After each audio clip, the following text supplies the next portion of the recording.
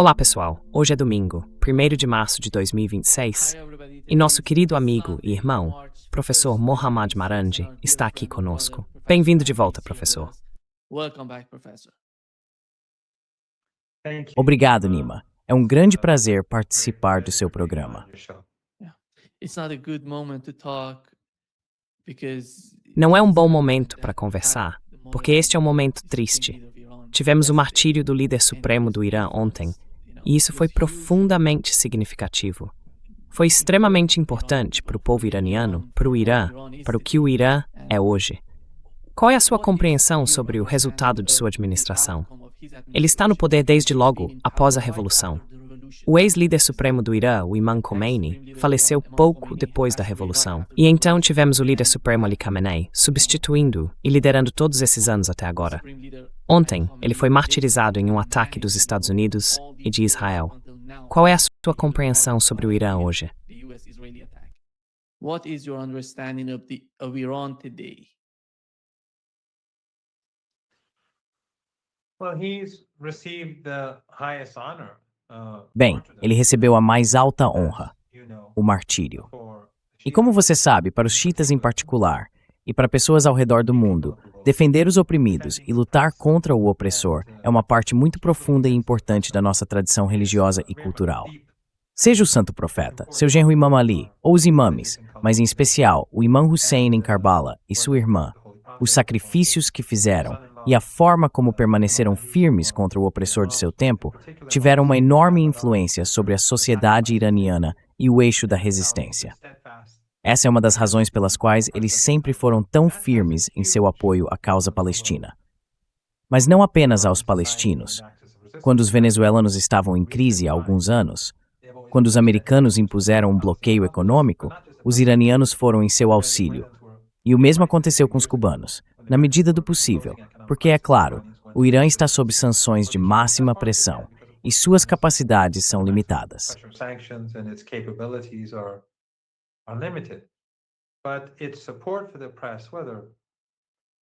Mas seu apoio aos oprimidos, fossem eles negros ou brancos, muçulmanos ou cristãos, ou de qualquer outra religião ou grupo, não importava. No Irã, ele foi fundamental no apoio à resistência contra o regime do apartheid na África do Sul. Quando Nelson Mandela foi ao Irã, chamou-o de seu líder para agradecê-lo por tudo o que havia feito para ajudar a resistência no sul da África. E claro, na América Latina, ele tinha muitos amigos. Estou recebendo muitas mensagens de todo mundo, pessoas realmente entristecidas com o que aconteceu. Ele era político e se opunha ao regime despótico dos Pahlavi. Foi preso muitas vezes, inclusive nas piores prisões, e também foi exilado por um período em Sistão e Balutistão. Essa é uma região sunita, e eles o adoravam. E isso quando ele ainda era jovem.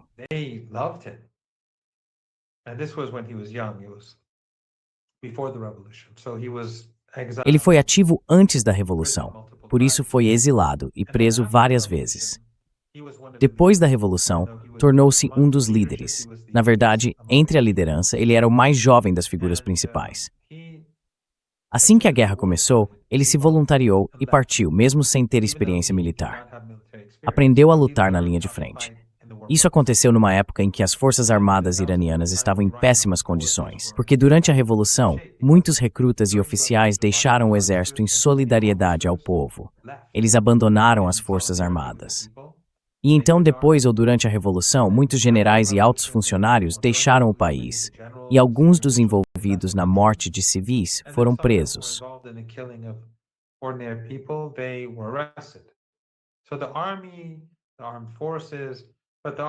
Então, o exército, as forças armadas, mas o exército em particular, não estava em boa forma. E a Guarda Revolucionária não era realmente uma força de combate séria naquela época. Eles tinham apenas algumas armas leves. Portanto, estavam lutando contra um exército muito poderoso, o exército de Saddam Hussein, nessas circunstâncias. Depois, é claro, ele foi assassinado em Teherã.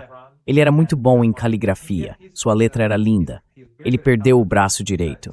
Não sei se as pessoas perceberam, mas ele não podia usá-lo porque foi gravemente ferido no ombro. Já em idade mais avançada, começou a escrever com a mão esquerda. E não era ruim. Sua letra ainda era bastante boa. Ele era, como você sabe, um orador eloquente. Seu persa era fantástico e ele tinha um profundo conhecimento da literatura persa. He is very deep in Persian literature. His Azadi is because his father. O azeri dele é muito bom, porque o pai dele é de Khamenei e ele fala um azeri muito fluente e literário. Ele conhece bem a literatura. Seu conhecimento de literatura árabe e persa é fantástico. Mas também seu conhecimento de literatura inglesa era excelente. Isso eu sei. Ele lia romances em inglês na época antes da internet. Lembro que costumava ler as revistas Time e Newsweek. Mais tarde, não sei o que ele lia, mas naquela época me recordo de que lia essas. E ele conhecia alguns escritores, não vou citar nomes, já que não serve a nenhum propósito, mas nomes que algumas pessoas reconheceriam. Então ele era muito instruído. Na prisão, um de seus companheiros de cela era um comunista que o admirava muito.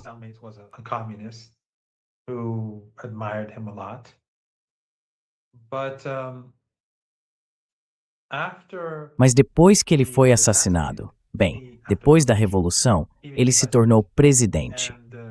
O interessante é que perto do fim da guerra, quando os americanos entraram no conflito em nome de Saddam Hussein, eles estavam lutando contra o Irã juntos, exatamente como o regime israelense e os americanos estão fazendo agora. Naquela época, os americanos entraram na guerra ao lado de Saddam, atacaram nossos navios no Golfo Pérsico, derrubaram um avião com 290 pessoas a bordo, destruíram instalações de petróleo, assassinaram oficiais navais na região do Golfo e afundaram navios.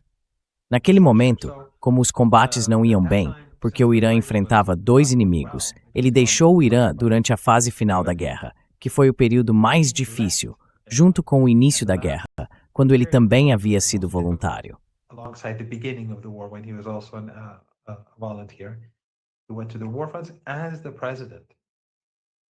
Ele foi às frentes de guerra como presidente, e eu vi lá. Todos estavam muito preocupados com ele, porque era uma situação volátil, mas ele continuava se movendo de posição em posição nas linhas de frente, especialmente nas frentes do sul, onde as coisas eram muito difíceis. Ele era um homem sem medo. Ao mesmo tempo, como você sabe, ele é muito espiritual e tem uma personalidade extraordinária. Muito educado. Muito educado. Eu não era próximo dele, mas o encontrei algumas vezes. Na verdade, sentei-me com ele, talvez há uma década, e ele me pediu para fazer algo. Tive 4 reuniões com ele. Ele era muito educado, extremamente educado e muito humilde, mas não fraco. Não sei como explicar, mas ele tinha uma personalidade fantástica.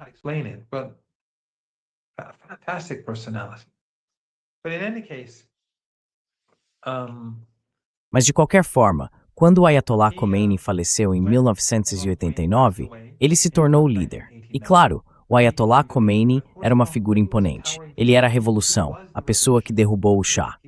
Portanto, ocupar o seu lugar foi uma tarefa assustadora. Mas ao longo dos anos, ele fez um trabalho extraordinário.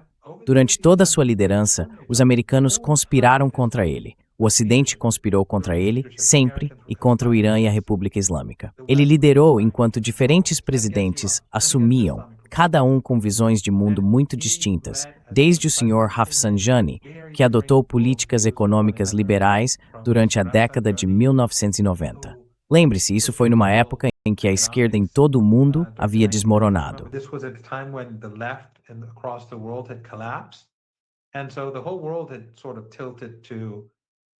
E assim, o mundo inteiro meio que se inclinou para o liberalismo, e isso também impactou o Irã. Muitos dos esquerdistas, como você sabe, no Irã se tornaram liberais. Naquela época, a economia liberal estava ganhando força, e ele não ficou muito satisfeito com isso. Ele não ficou satisfeito com isso. Ele apoia o setor privado, mas acredita que ninguém deve ser deixado para trás, e que os despossuídos e desfavorecidos devem ser apoiados e fortalecidos. Mas, embora suas opiniões fossem diferentes das do Sr. Rafsanjani, ou mais tarde do presidente Khatami, ou ainda do presidente Ahmadinejad, ele nunca impediu o trabalho deles. Ele procurava garantir que as políticas do Irã de independência e justiça social permanecessem intactas, independentemente de quem estivesse no poder.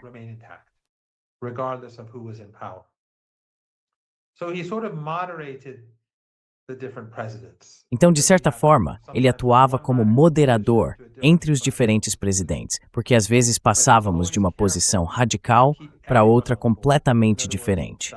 Mas ele sempre teve o cuidado de manter todos a bordo. Em outras palavras, quem quer que estivesse em oposição àquele presidente, ele tentava manter dentro do mesmo barco. Ele sempre foi alguém que procurou unir as muitas facções políticas diferentes em um momento em que o país enfrentava tantas dificuldades.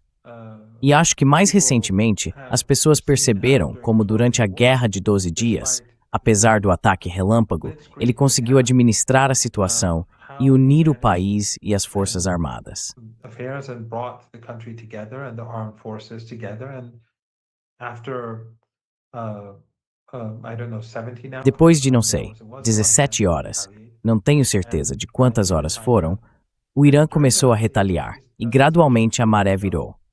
Durante os últimos 8 meses, ele fez um trabalho tão extraordinário que agora, mesmo em sua ausência, as Forças Armadas sabem o que fazer.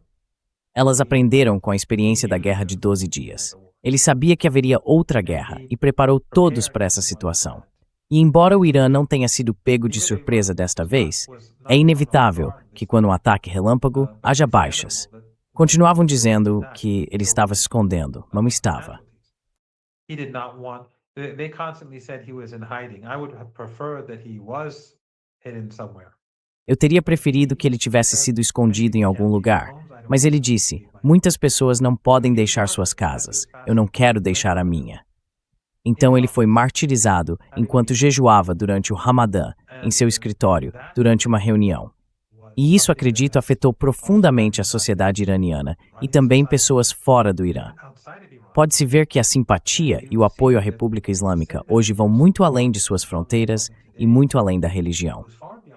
Acho que isso diz muito, apesar da forte propaganda. Porque lembre-se, nenhuma dessas ditaduras árabes na região do Golfo Pérsico, nenhuma delas é amiga do Irã. Al Jazeera não é amiga do Irã. Al Jazeera is no friend of Iran. They're no friend of the resistance. Al Arabiya, no friend of the resistance. Eles não são amigos da resistência. Al Arábia também não é amiga da resistência. E claro, a mídia ocidental é sempre hostil. Então as pessoas, onde quer que estejam no mundo, estão recebendo essas informações sobre você. Até eu, quando me lembro, quando fiz meu exame de doutorado e ganhei uma bolsa para estudar no exterior, junto com vários outros colegas, quando estávamos fora, mesmo estando em contato com o Irã e lendo livros iranianos, ainda assim, eu ficava preocupado com a situação no Irã, porque estava constantemente vendo as notícias sob a perspectiva ocidental. BBC, CNN, The Guardian, The Times, The Independent, The New York Times, The Washington Post.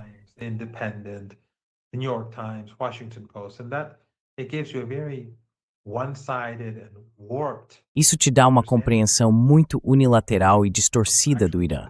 Eles são, na verdade, mais prejudiciais do que úteis. Todos eles. Nenhum deles vale nada quando se trata do Irã. Então, mesmo quando eu estava no exterior, isso me afetava. Agora imagine as pessoas ao redor do mundo. Tudo o que recebem é propaganda anti-iraniana, propaganda anti-revolução islâmica. E apesar disso, tantas pessoas estão de luto, e dá para ver isso online, apesar dos algoritmos e de tudo mais. E eu acho que o que estamos vendo nas últimas, tipo 36 horas agora, talvez um pouco mais ou menos, desde que a guerra começou, é que o Irã está gradualmente ganhando vantagem. E desta vez não é apenas contra o regime israelense, é contra os Estados Unidos. É contra o regime ocidental e o regime israelense. O verdadeiro poder são os Estados Unidos. And the Israeli regime. The real power is the United States. Its air power is far greater than the Israeli regime. So you have Seu poder aéreo é muito maior do que o do regime israelense. Então você tem o regime israelense mais uma potência que é muito maior do que o regime israelense. E o Irã está lutando contra essa força combinada em um momento em que o líder foi assassinado e martirizado. Acho que isso mostra a eficácia de sua gestão do país e como ele mantém todos unidos. O presidente é de uma orientação política, o presidente anterior de outra, o presidente do parlamento de outra. Então você tem todas essas pessoas e ele está constantemente reunindo-as, garantindo que se sentem à mesma mesa. Enquanto algumas pessoas antagonizam uma facção, chamando-os de linha dura, e outras chamam os reformistas de vendidos ou pró-Ocidente, ele não vê dessa forma. Ele tenta trazer todos para o mesmo lado. He doesn't see it that way. He tries to bring everyone on board.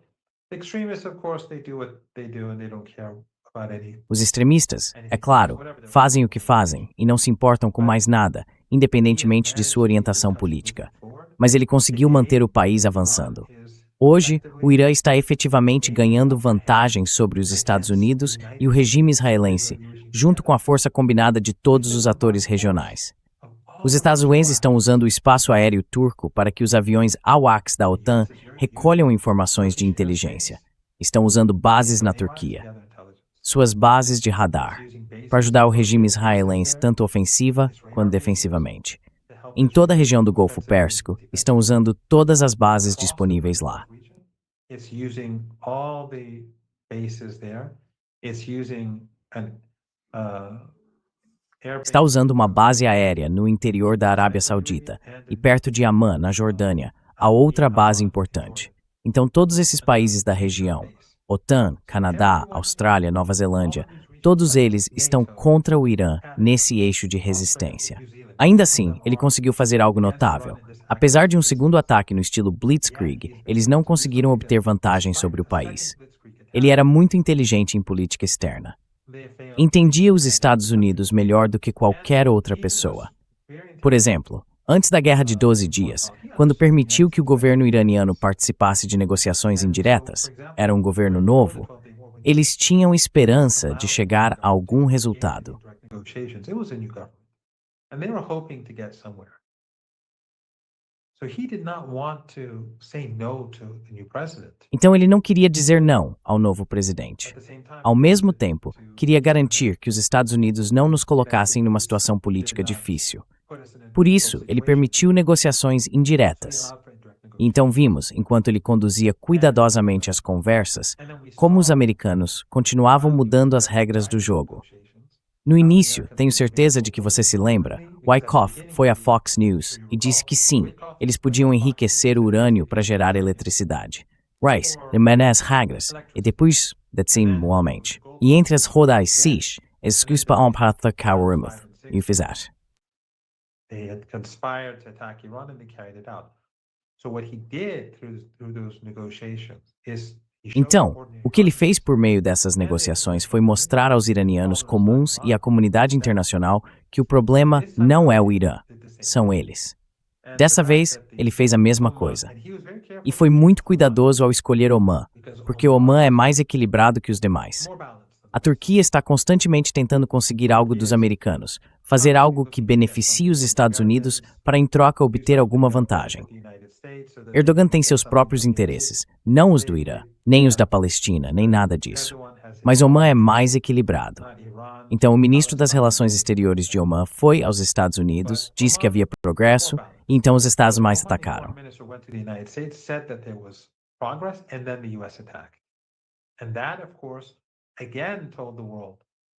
E isso, é claro, mais uma vez mostrou ao mundo como as coisas estavam. Acho que ele era muito sofisticado, muito sutil, muito tolerante, mas ao mesmo tempo, quando era necessário ser firme, ele era firme. Você sabe, quando os americanos e o regime israelense atacaram pela primeira vez, ele veio e fez aquele discurso dizendo essencialmente que nós os derrotaríamos. E no fim das contas, foram os israelenses que buscaram cessar fogo, não o Irã. Ele é a pessoa mais extraordinária que já conheci. Não acho que tenha existido alguém como ele na história recente em qualquer lugar do mundo. A única pessoa com quem posso compará-lo é Sayyid Hassan Nasrallah, embora eu não o conheça pessoalmente.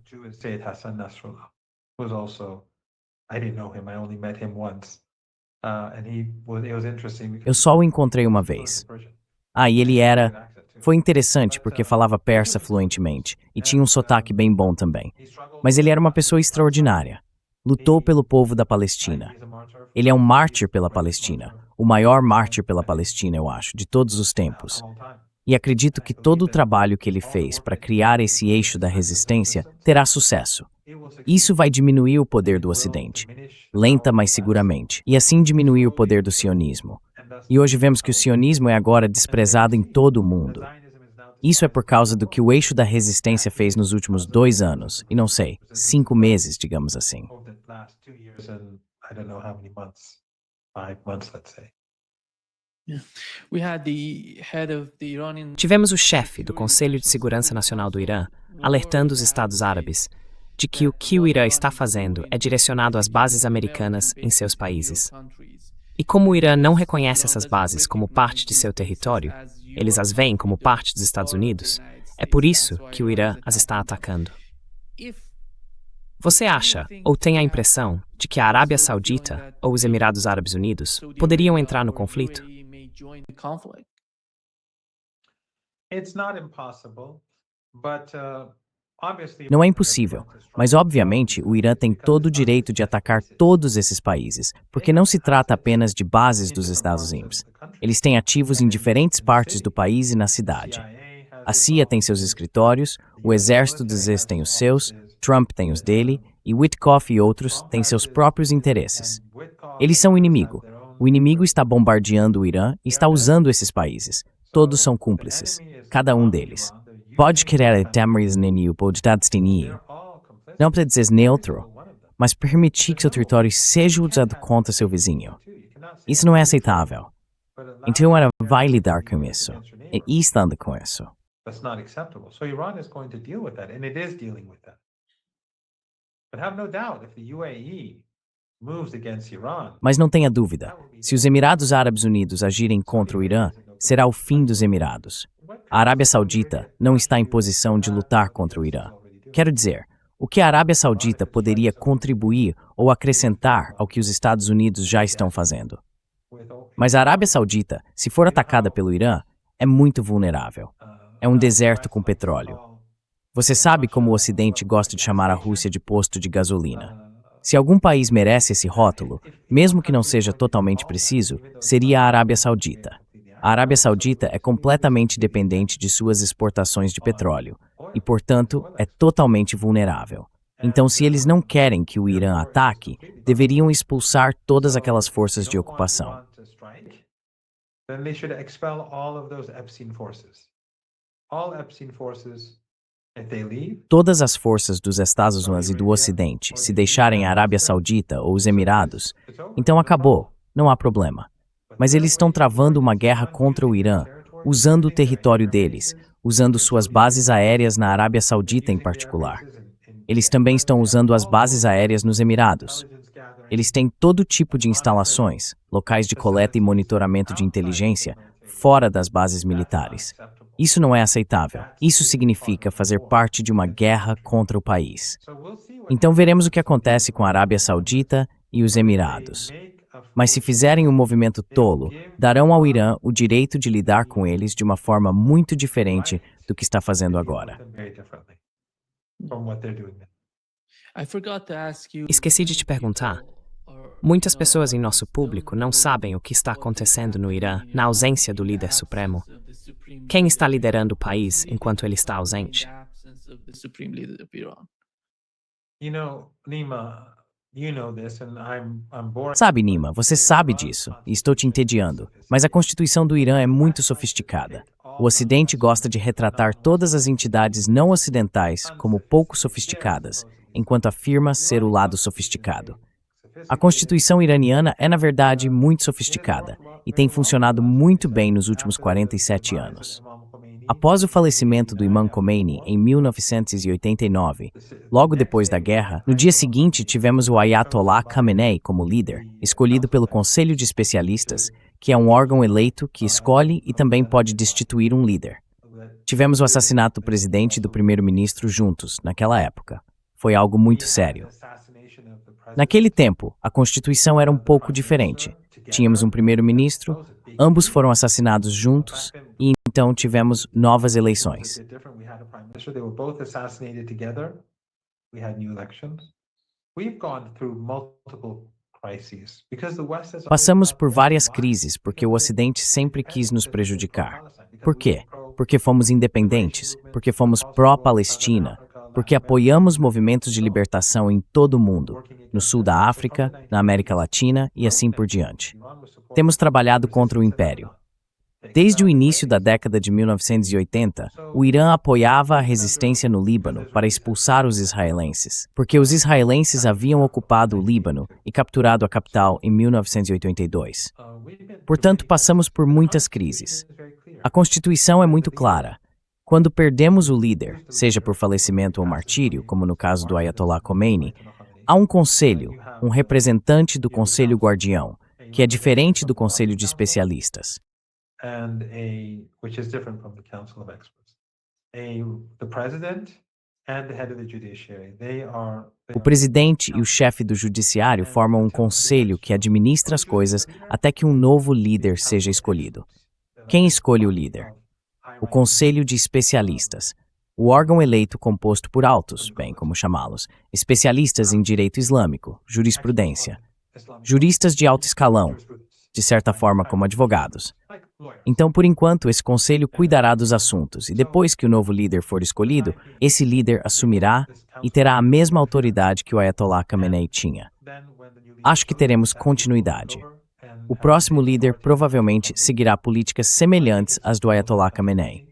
O presidente, ao contrário do que algumas pessoas acreditam, vejo gente dizendo isso online, é muito próximo do líder. O chefe do judiciário e o representante do Conselho Guardião também são próximos do líder.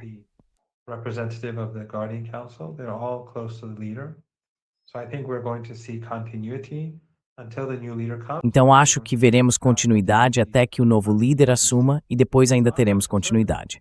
Portanto, não estou preocupado com o futuro, estou otimista em relação a ele. E acredito que, ironicamente, o martírio do Ayatollah Khamenei vai fortalecer o Irã e a resistência, porque isso enfureceu o Irã e também pessoas fora de suas fronteiras.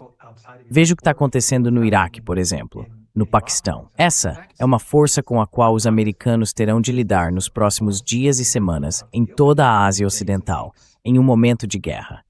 E isso tornou os iranianos comuns ainda mais firmes do que antes. Em toda Teherã, têm ocorrido cerimônias de luto em diferentes partes da cidade, totalmente espontâneas, começando por volta das 4 ou 5 da manhã.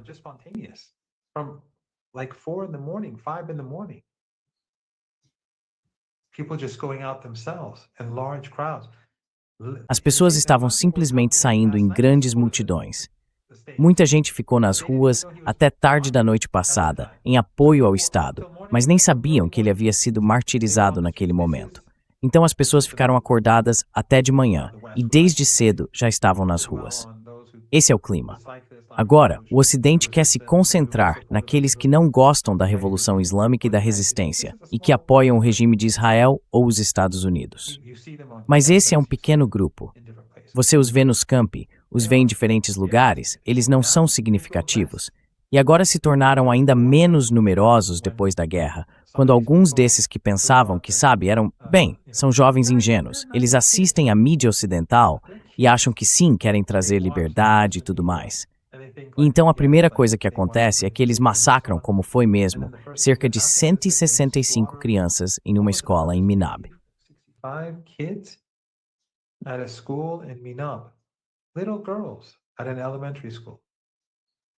Menininhas em uma escola primária. Você vê a mídia ocidental fazendo um grande alarde sobre isso?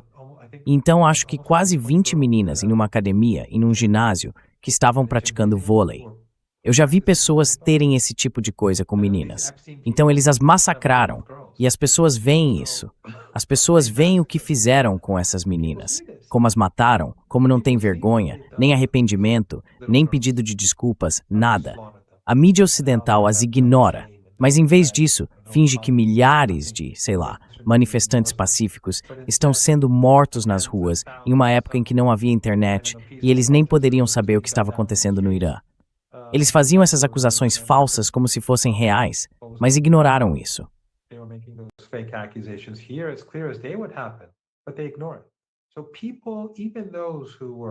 Então, as pessoas, mesmo aquelas influenciadas pelo Ocidente, não são todas iguais.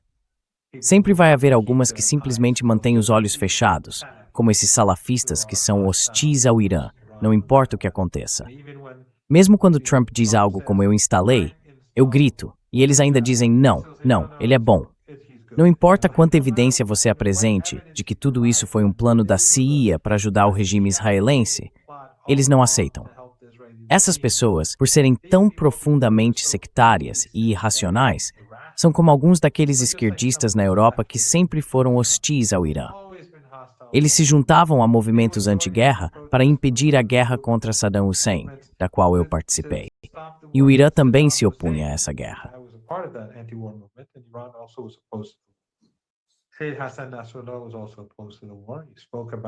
O Sheikh Hassan Nasrallah também era contra a guerra. Ele falava abertamente sobre isso, todos falavam, e eu fazia parte desse movimento.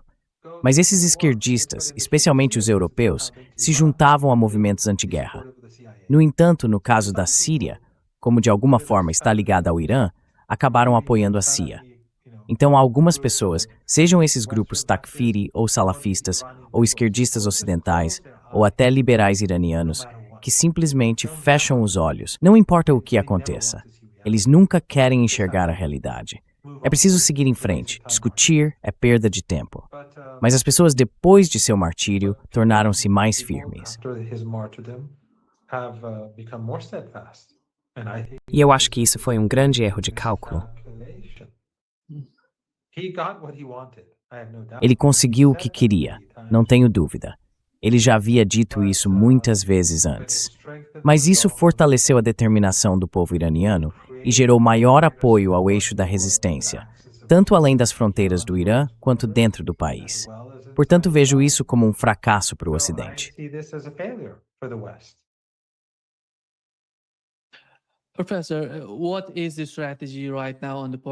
Professor, qual é a estratégia neste momento para o exército iraniano e a guarda revolucionária juntos?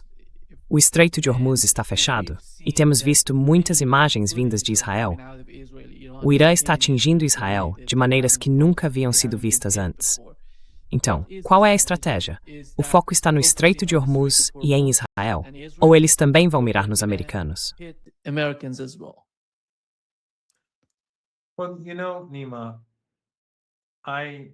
Bem, sabe, Nima, você e eu temos discutido essas questões há muitos meses e seus outros convidados também. Mas veja como a mídia e os analistas ocidentais estão surpresos com a resiliência do Irã e com o fato de o Irã estar revidando, especialmente no Golfo Pérsico. Eles realmente não deveriam estar surpresos. Temos falado sobre isso há muito tempo. Ninguém que assista ao seu programa ficaria surpreso ao ver o Irã atingindo alvos ou ativos dos Estados Unidos na região do Golfo Pérsico. Nem deveríamos nos surpreender por eles terem fechado o Estreito de Hormuz.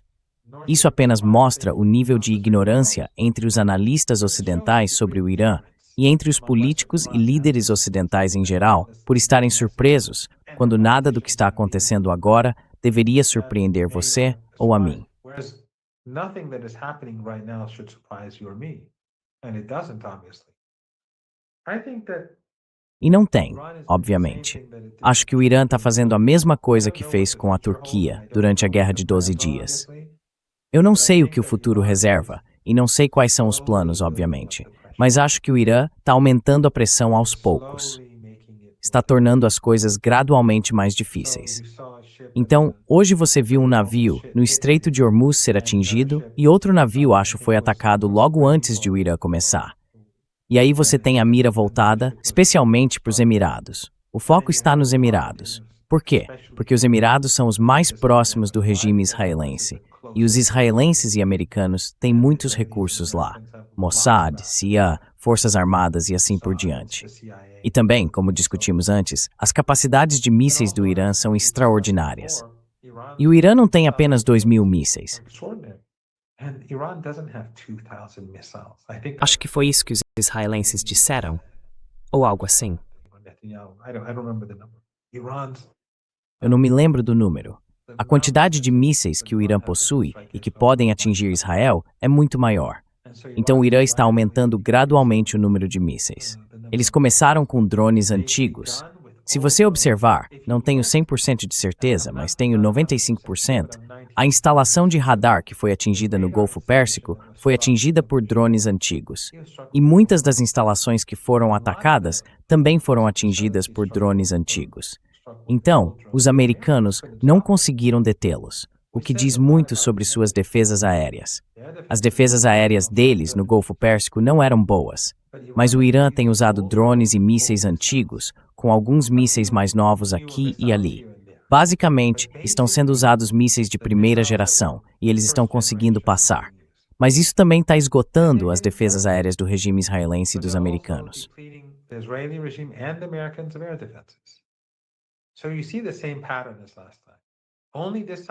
Então você vê o mesmo padrão da última vez.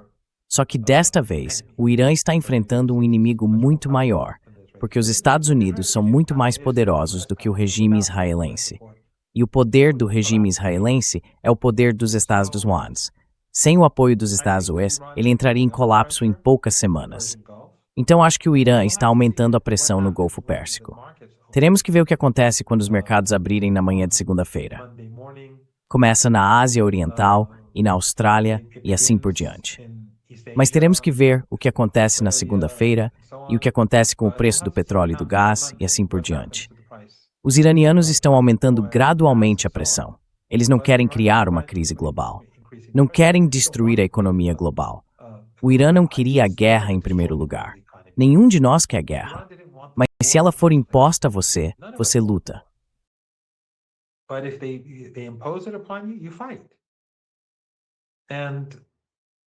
E o Irã não quer derrubar a economia global.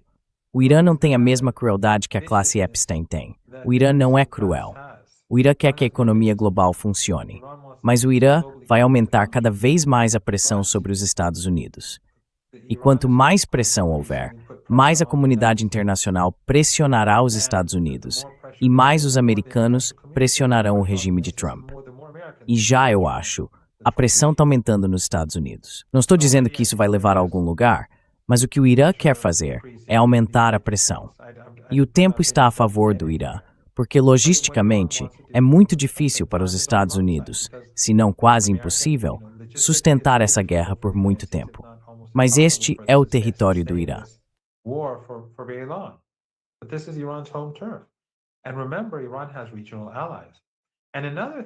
E lembre-se, o Irã tem aliados regionais. Outra coisa é que apoiamos o eixo da resistência por razões ideológicas, porque eles são oprimidos. Quando os americanos ocuparam o Iraque, é claro que iríamos apoiar o povo iraquiano. O mesmo vale para o Afeganistão e assim por diante. Mas também agora que o Irã está sendo confrontado por um inimigo, esses mesmos aliados estão dizendo, apoiamos o Irã. E então, esses liberais no Irã, que sempre disseram, por que estamos apoiando essas entidades fora do Irã? Agora, mesmo se olharmos apenas de uma perspectiva pragmática e não moral ou ideológica, isso faz sentido. Para nós, é ambos. Para nós, sem moralidade, a vida não é nada. É isso que nos torna tão diferentes. É isso que faz deste o eixo da resistência versus o eixo Epstein.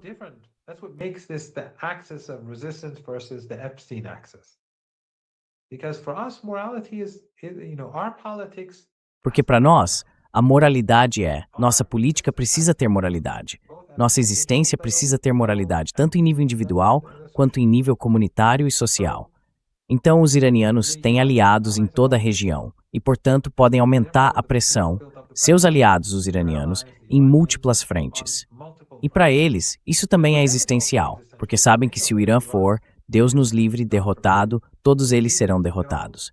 E não há dúvida de que, se houver fracasso no Irã, será uma péssima notícia para a China e a Rússia. Portanto, essas políticas que vejo, embora tenha se passado menos de um dia e meio, e eu não deva generalizar demais, acho que não são muito diferentes do que vimos durante a Guerra de 12 Dias, apenas avançando em um ritmo mais acelerado.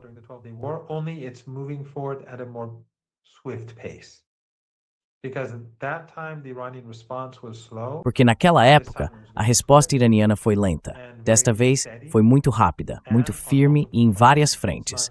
Não é apenas o regime israelense, mas também o Golfo Pérsico. Não apenas no Golfo Pérsico e no Estreito de Hormuz, mas também do outro lado do Golfo. Então este é um país conduzindo uma guerra em múltiplas frentes contra um inimigo muito, muito poderoso.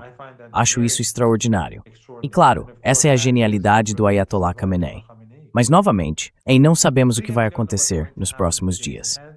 Haverá altos e baixos, haverá dor e sofrimento. A guerra é algo terrível. E os Estados Unidos e os israelenses, bem, eles bombardearam Teherã hoje de forma bastante severa.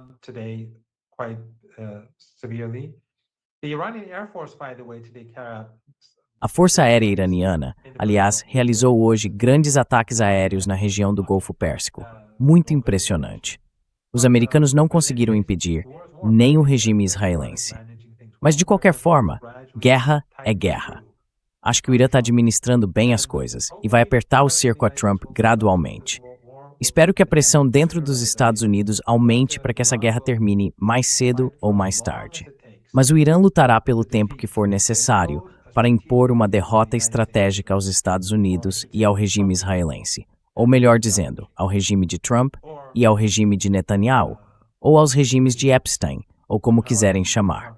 Eles imporão essa derrota a eles.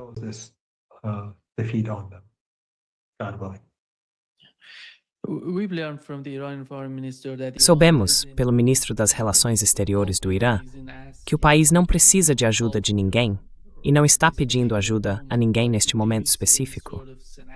Mas você vê algum cenário em que o Irã possa pedir a seus aliados na região que o ajudem a ser mais decisivo contra os Estados Unidos?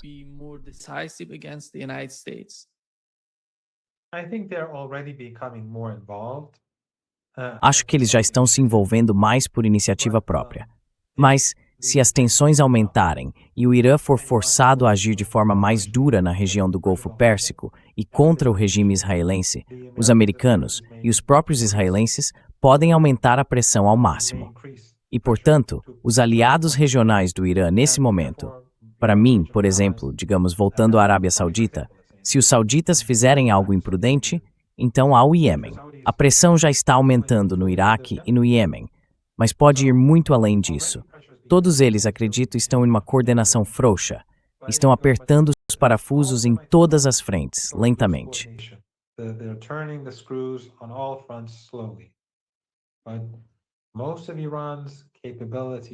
Mas a maior parte das capacidades do Irã Nima está oculta. Em sua maioria, as bases de mísseis do Irã não foram atingidas. Elas nem sequer foram usadas. O Irã utiliza apenas um certo número de suas bases, assim como na rodada anterior. Portanto, eles estão planejando a longo prazo, mas também poderiam começar a usar essas bases agora. Eles podem escalar rapidamente ou podem escalar lentamente. Mas no momento, acho que a escalada é gradual. A menos que os Estados Unidos façam algo estúpido, ou que os Emirados, os sauditas ou os israelenses façam algo realmente estúpido, então os iranianos escalariam muito rapidamente. E é aí que acho que a economia global simplesmente entra repentinamente.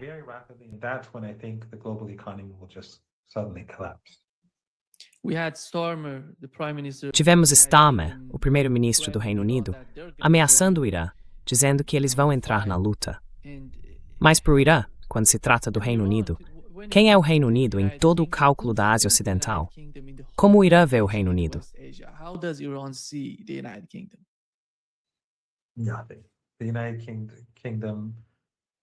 Nada. O Reino Unido é um regime em colapso. Starmer não tem credibilidade em casa. É profundamente desprezado. Seu partido é muito impopular, e ele já tem mais do que o suficiente nas mãos com a Ucrânia. E ele, é claro, vem ajudando os israelenses a realizar o genocídio ao conduzir voos de inteligência sobre Gaza nos últimos 2 anos, mais ou menos. Então ele é um verdadeiro monstro. Mas não há nada que ele possa acrescentar ao que os Estados Unidos já estão fazendo. Já é muito difícil para os Estados Unidos continuarem essa luta. É muito caro, porque eles precisam manter seus recursos muito distantes, então precisam voar e reabastecer. E na volta, precisam reabastecer novamente. Não é como quando os iranianos realizaram ataques aéreos contra alvos dos Estados Unidos no Golfo Pérsico esta manhã. Eles voaram, atacaram e voltaram.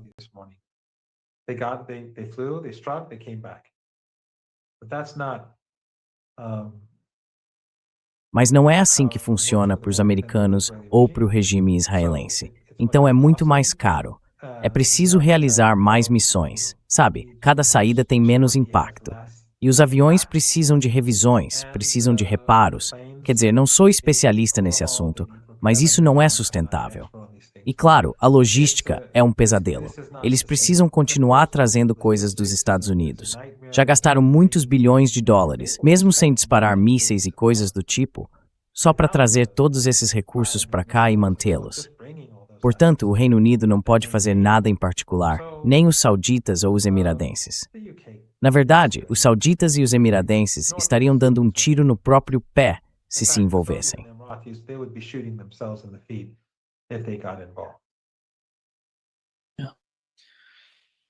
Obrigado. Muito obrigado, professor Marandi, por estar conosco hoje. Um grande prazer, como sempre. Obrigado. É sempre um prazer, sempre uma honra. E quero expressar minhas condolências a todos os seus telespectadores. O Ayatollah Khamenei foi uma pessoa extraordinária. Uma pessoa extraordinária. Não acho que tenha havido alguém como ele, mas ele abriu o caminho. E com sorte, com a derrota do Império nesta parte do mundo, isso ajudará nossas irmãs, irmãos e camaradas venezuelanos, e também em Cuba e outras regiões, a se afirmarem de forma mais aberta pelo mundo. Espero que isso, sabe, apesar das dificuldades, da dor, do sofrimento, da morte, do assassinato de todas essas menininhas, é horrível. Mas apesar de tudo isso, acho que o que ele fez foi um grande serviço à humanidade. É. Thank you, professor. Thank you. Sim. Obrigado, professor. Obrigado.